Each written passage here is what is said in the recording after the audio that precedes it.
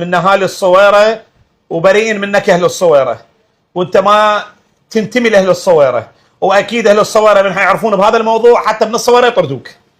هذا الشخص اشتغل وياي واني يشهد الله عندي عمال وما قدرت يعني بالبدايه اشغله، كسر خاطري شغلته، قال اني على 9 خوات شغلته، صادق العمال. بعد ما صادق العمال راحوا للمنام قبل حوالي 20 يوم هو ويوسف من ذوي الاحتياجات الخاصه.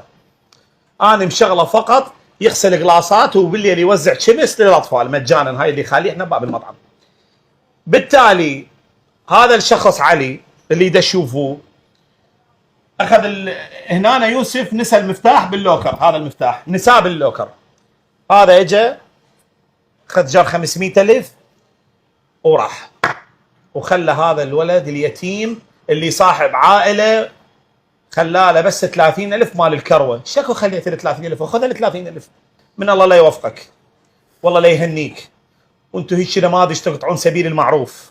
ليش انا قصرت وياك؟ خواتك واهلك يدرون كل زين، من تجيني انت وقلت لي اختي معوقه كل ما تنزل انطيك اني لاختك اقول لك هاي من عندي الك. لكم انتم ليش الايد اللي تمد لكم تعضوها؟ ليش؟ تعال علي قول لي محتاج ما قصر وياك، بس ليش تبوقه؟ مو هذا تعبه، هذا بعرق جبين. انا يمك حسبي الله ونعم الوكيل. بس انا يمك حبيبي، انا يمك توكل بالله، انا يمك وان شاء الله اهل الصويره ما يقصرون وياك. بما أنا اليوم ابن الصويرة فاني نيابه عن اهالي الصويرة اول شغله اقدم اعتذاري لك والكادر العمال الموجودين عندك. الشغله الثانيه اكو مناطق ما تابعه للصويرة لكن هو من يطلع يسولف ويحكي باسم الصويرة، لكن هذا مو تبرير.